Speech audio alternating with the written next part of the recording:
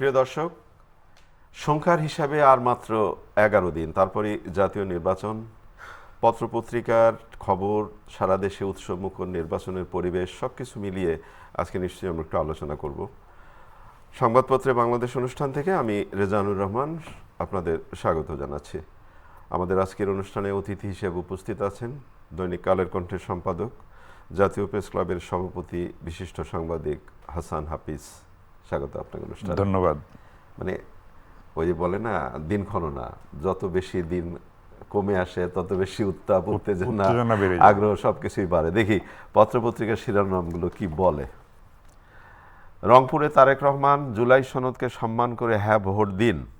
নাইকোর কাছে 12,371 কোটি টাকা চেয়ে 512 কোটি টাকা পাচ্ছে বাংলাদেশ।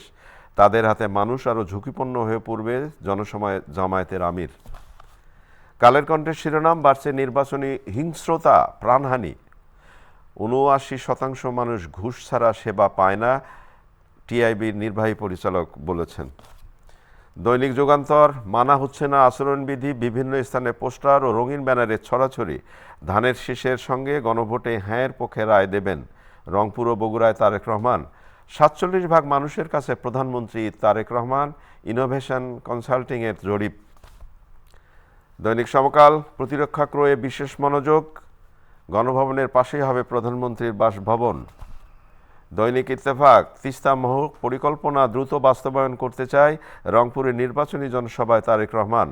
বাংলাদেশে আওয়ামী লীগ থাকলে জামায়াত থাকবে, জামায়াত থাকলে আওয়ামী লীগ থাকবে, ভারতের সাময়িকী দ্য উইকে মাহফুজ আলম।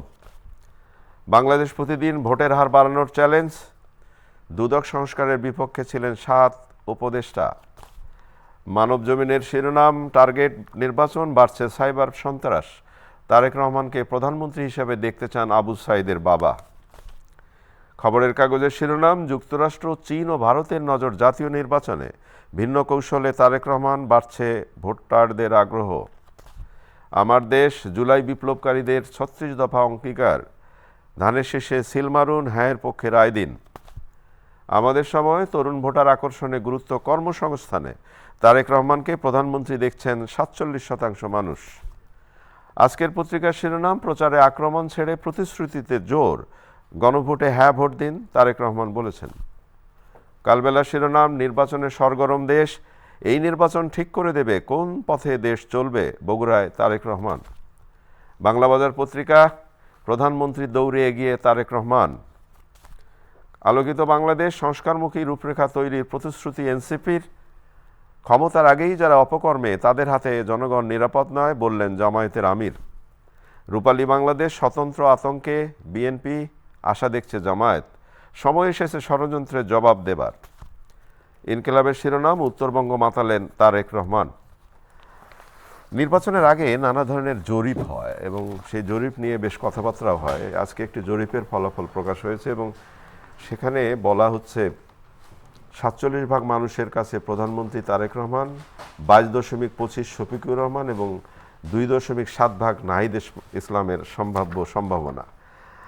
আবার জামায়াতের আমির বিভিন্ন তার জনসভায় বলেছেন, রাজার ছেলে রাজা হবে, এই সংস্কৃতিতে আমরা পরিবর্তন আনতে চাই। কি হবে বলেন?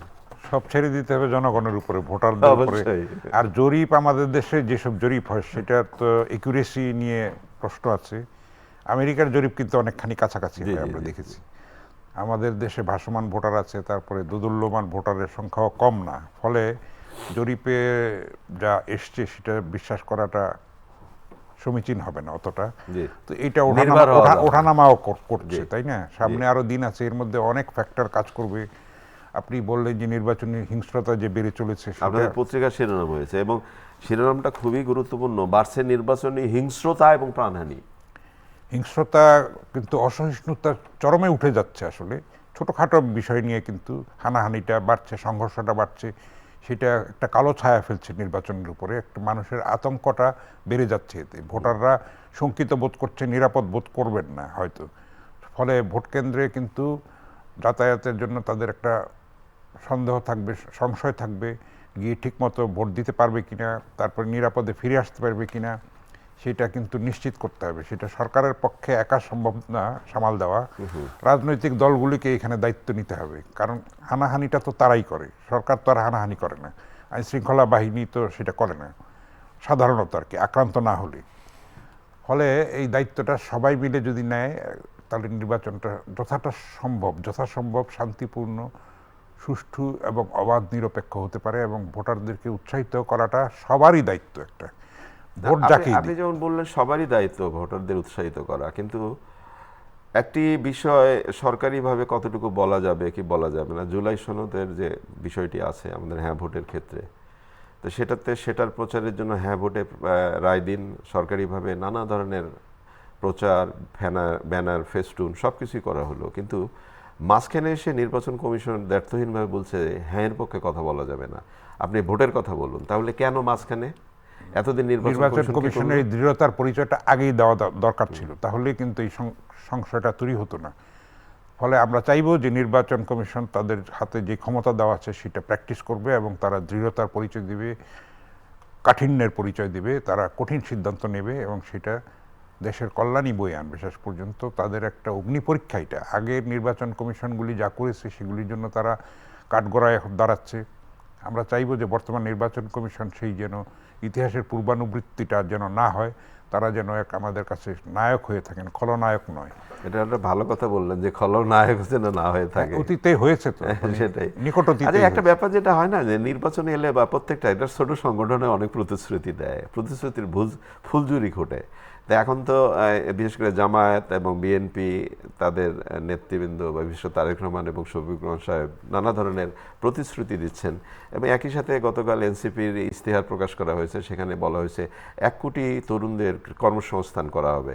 আমরা কি আশায় থাকতে পারি এসব কথা বাস্তবে পরিণত হবে? একটুখানি আশায় থাকতে পারি এই কারণে যে এবার যদি যার যার ভোট শেষে দেবে, যাকে ইচ্ছা তাকে দেবে, এবং পরবর্তী ভোটে তাদের কাছে জবাবদিহি করতে হবে, এইটা একটা বিষয়। আগে 3টা নির্বাচনে সেটা ছিল না, ফলে স্বেচ্ছাচারী এবং স্বৈরাচারী হয়ে ওঠার একটা সুযোগ ছিল, অবারিত সুযোগ ছিল। এইবার সেইটা সীমিত, ফলে হিসাব করে কিন্তু প্রতিশ্রুতিটা দিতে হবে, এবং কথা এবং কাজে মিলটা রাখতে হবে, না হলে মানুষ কিন্তু তাদেরকে ধরবে, হিসাবটা মিলিয়ে নেবে।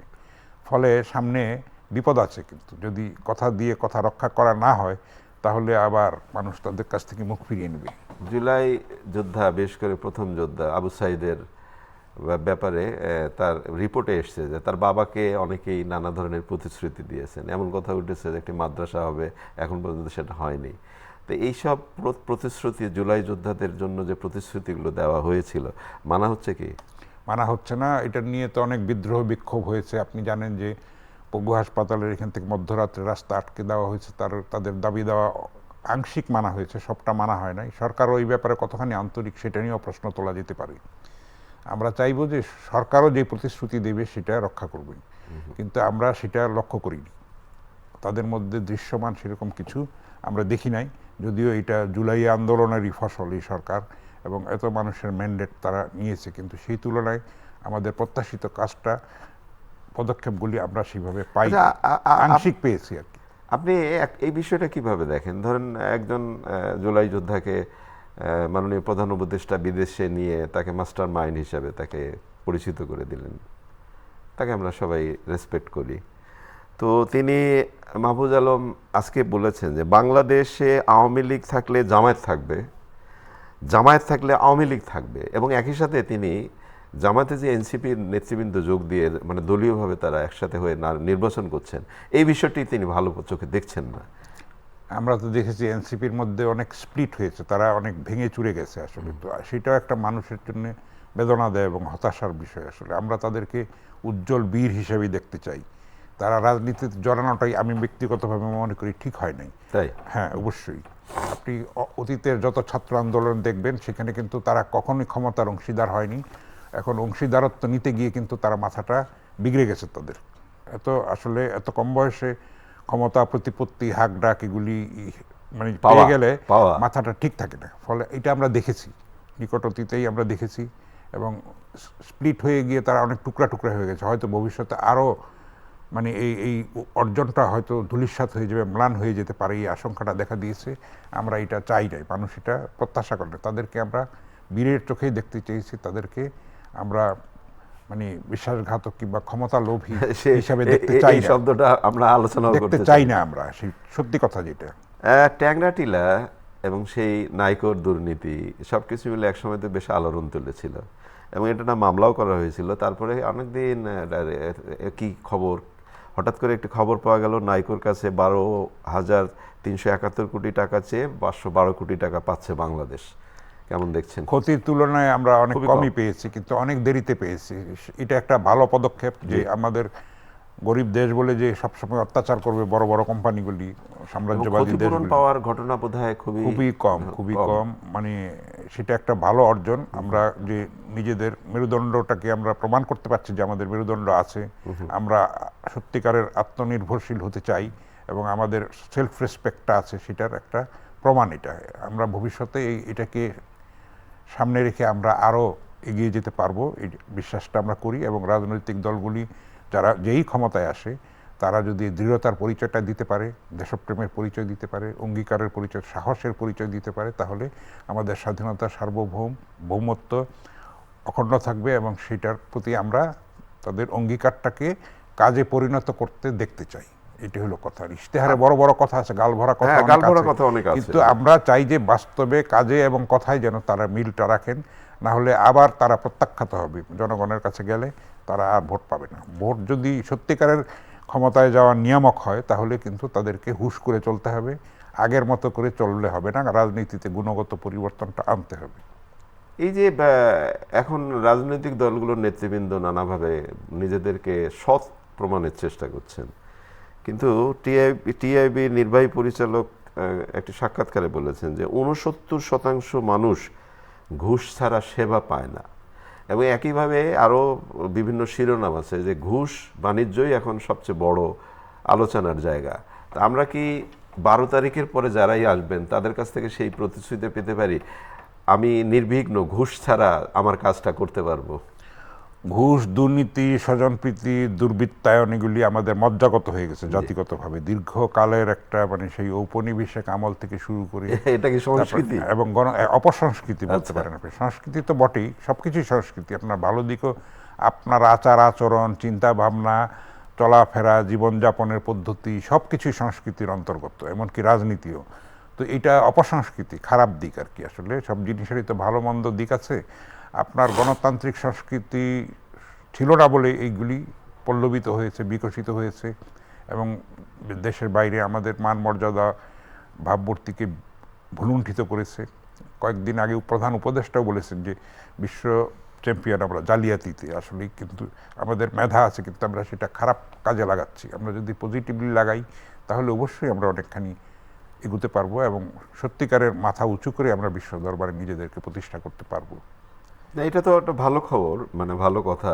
এই কথাগুলো যখন আরেকটা ব্যাপার, এই আলোচনাও এরকম আছে যে অভিভাবক যদি শেষ পর্যন্ত বলেন যে আমরা জালিয়াতি করছি, তাহলে জালিয়াতিটা কোত্থেকে নিরসন হবে সেটার একটা প্রশ্ন থাকে এবং এটা দায়িত্বটাও এসে যায়। উত্তরণের উপায়টার ক্ষেত্রে আপনি কি করলেন, কতখানি, আপনি তো 17 মাস প্রায় ক্ষমতায় আছেন। হ্যাঁ, তো আপনার কাছ থেকে সেই অ্যাচিভমেন্টটা আমাদের কি, এটাও তো হিসাব নেওয়ার একটা সময় এসে গেছে আমাদের, তাই না? আর 11 দিন আছে, তো নতুন সরকারের উপরে কতগুলি বোঝা আপনি চাপিয়ে দিয়ে যাচ্ছেন। এই যে কয়েকদিন আগে একনেকে এত বড় বড় প্রকল্প আপনি পাশ করলেন না, আবার সরকারি এবং ঋণের বোঝা বাড়াচ্ছেন, সেটা একটা বড় চ্যালেঞ্জ সৃষ্টি করবে। যেখানে কর্মসংস্থান নাই, বিনিয়োগ নাই, ব্যবসা বান্ধব পরিবেশ নাই, আপনি ব্যবসায়ীদেরকে বিচ্ছিন্ন করে রেখেছেন, তাদেরকে আস্থায় নেন নাই, সেটাই তো আপনি ঠিক কাজ করেন নাই, কোনোভাবেই ঠিক কাজ না। যেমন এই যে আপনি কমিশনের কথা বললেন, বেতন কাঠামোর কথা বললেন, তো এটা তো ওনারা বললেন যে আমরা আমাদের সময়ে এটা বাস্তবায়ন করব না, কিন্তু আপনারা তো প্রস্তাবটা রেখেই গেলেন। যে সরকারই আসুক তার জন্য এটা একটা হুমকির স্বরূপ হয়ে গেল, বিশাল চ্যালেঞ্জ হয়ে দাঁড়াবে। এতগুলি টাকা আসবে কোত্থেকে? প্রবাসী রেমিটেন্স দিয়ে তো আপনি এটা সব সামাল দিতে পারবেন না। ঋণ আছে, সেই ঋণের বোঝা কত বেড়েছে, আগের থেকে কত গুণ বেড়ে গেছে। তো আপনি ঋণ করে তো ঘি খেয়ে তো হবে না, সে সংস্কৃতি থেকে বেরিয়ে আসতে ঋণ খেয়ে ঘি খেলে কি হয় সেটা তো সবাই আমরা হারে হারে টের পেয়েছি। কিন্তু আমরা চাইবো যে আমরা নিজেদের পায়ে দাঁড়াবো, খুদকুড়ো খেয়ে আমরা থাকবো, কিন্তু আমরা ঋণ করব না, আমরা নিজেদের শক্তি দিয়ে আমরা এগিয়ে যাব। সেই চেতনাটাই কিন্তু হওয়া উচিত। রাজনীতির যে গুণগত পরিবর্তন, সেটার মূল ফিলোসফি হওয়া উচিত এটা, যে আত্মনির্ভরশীলতা এবং পরমুখাপেক্ষিতা থেকে নিজেদেরকে রক্ষা করা। 4.5 কোটি তরুণের কথা সবাই বলছেন। আমরা 18 কোটি বা 16 কোটি মানুষের দেশে সবাই বলছে এই 16 কোটি মানুষই আমার, প্রত্যেকটা দলেই বলছে, এবং এই 4.5 কোটি তরুণ তাদেরই বলছে। তরুণরা আসলে কি করবে এবার? তরুণদেরকে তো আমরা সেইভাবে রাজনীতির দুর্বৃত্তায়নের কারণে তাদেরকে মাদকাসক্তির দিকে ঠেলে দিয়েছি, আমরা শিক্ষা থেকে বঞ্চিত করেছি। সেই দায়িত্ব তো আমাদেরকে নিতে হবে, অভিভাবকদেরই নিতে হবে, সিনিয়র সিটিজেনদেরকেই নিতে হবে। তো আমরা যদি মাদক থেকে তাদেরকে মুক্ত রাখতে পারি, সত্যিকারের শিক্ষাটা দিতে পারি, তাহলে স্বনির্ভরতার ক্ষেত্রে তারা অনেকখানি এগিয়ে যেতে পারে। এবং আমরা যদি একটা দক্ষ মানব সম্পদ একটা মণ্ডলী গড়ে তুলতে পারি, তাহলে বিশ্ব যে শ্রম বাজার, সেখানে আমরা আরও অনেক বেশি কিছু উপার্জন করতে পারি। আমাদের শিক্ষাক্ষেত্রে, চিকিৎসা ক্ষেত্রে আমরা যদি স্বনির্ভরতা অর্জন করতে পারি, তাহলে আমাদের মেডিকেল কলেজগুলিতেও দেখেন বাইরে থেকে ছেলে মেয়েরা এসে পড়ছে, এমনকি ভারত থেকেও এসে পড়ছে। ভারত, নেপাল, তারপরে ভুটান, আরও বিদেশি ছাত্র কমে গেছে মনে হয়। কমে গেছে। সেটাও আমলাতান্ত্রিক জটিলতা, সেগুলিও দূর করতে হবে, সহজ করতে হবে। আপনি জানেন, আপনি নিজে দীর্ঘদিন ঢাকা বিশ্ববিদ্যালয়ের রিপোর্টার ছিলেন, আমিও ছিলাম। সেখানে বিদেশি ছাত্র আসলে কত জটিলতার মধ্যে দিয়ে তাকে পার হতে হয়। কেন? একটা মানুষ পড়তে আসে, সে তো অপরাধ করতে আসেনি, তাকে তো সহজভাবে, এটা তো আমাদের জন্য হ্যাঁ, একটা ভালো উপকার। আমাদের তারা ব্র্যান্ড অ্যাম্বাসেডার হবে আমার দেশের থাকলে। আপনি ভুটানের প্রধানমন্ত্রী যে হ্যাঁ, সেটা বাংলাদেশের স্বীকার করে। সিংহ মেডিকেল কলেজ থেকে পাশ করে গেছে, সে বাংলা ভাষায় কথা বলে, আমাদের জন্য কত একটা সুন্দর বন্ডিং, তাই না? আমরা সেটাকে কাজে লাগাতে পারছি না, এটাকে আরো বাড়াতে হবে। আমাদের সেরকম ভিশনটা দরকার, সেরকম পরিকল্পনাটা দরকার, সদিচ্ছা দরকার, দেশপ্রেম দরকার, সততা দরকার। অনেক অনেক ধন্যবাদ আপনাকে। প্রিয় দর্শক, আমাদের প্রিয় অতিথি যে শেষে যে কথাটি বললেন, সততা, সততা এবং সততা, এই সততা যদি আমরা ব্যবহার করতে পারি আমাদের জীবন আচরণ থেকে শুরু করে রাজনীতির মাঠে, তাহলেই বোধ করি অনেক সমস্যার সমাধান হবে। 11 দিনের অপেক্ষা, একটা সুন্দর পরিবেশ, সুন্দর বাংলাদেশের জন্য। ভালো থাকবেন। আগামীকাল নিশ্চয়ই কথা হবে। খোদা হাফেজ।